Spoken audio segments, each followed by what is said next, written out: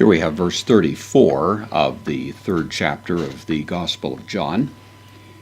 John has just been explaining, that is, John the Apostle has been reporting to us that the one who receives the gospel, the word, the message, the witness of Christ, certifies that God is true, that the very fact of receiving it, of embracing it, of affirming it, becomes in itself a certification of its truth. And the idea is carried forward in the next verse in a somewhat mysterious way. The clarity of this verse has been a bit of a mystery, and commentators have taken different views of it. Hone is the relative pronoun. It's the accusative, masculine singular. We would translate it he whom, or the one whom, and then gar, the soft conjunction here for he whom, apestelen, third person singular aorist, active indicative, the liquid verb apostello, to be sent especially with a commission. We've seen this word before.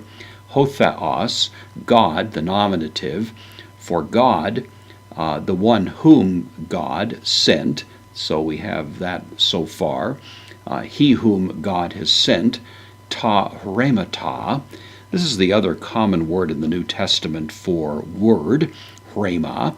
It's the plural here, the accusative plural. It's a neuter verb or neuter noun.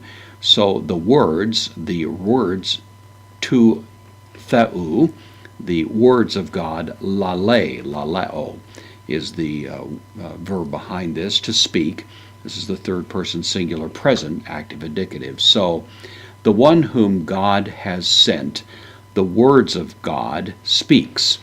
God is sent into the world. Of course, it's obvious from the context that the reference here is to Christ, whom God has sent into the world. He sends Christ to speak those things that only Christ can know, because he's the one who's from above. We've seen earlier that those who are of the earth speak of earthly things. Jesus can speak of earthly things, but uniquely is able to speak of heavenly things, which are described here as the words of God. And then this very interesting concluding phrase, not, gar, for not, ek metru, not of a measure, not, this is a word, by the way, from which we get the word meter, has to do with a measure, metrics, and so on. But here it's a denial, not by measure, not measured out, as in a partial quantity, a cup of this, a half cup of that. Not by measure, didusin, from didomi, the idea of to give. This is he gives, but we don't know who exactly. The word here is in the third person singular, present active indicative, so he gives not by measure, to pneuma. And the to pneuma here could either be, since it's a neuter noun, the accusative, meaning the Spirit is not given by measure, or it could be the Spirit does not give by measure.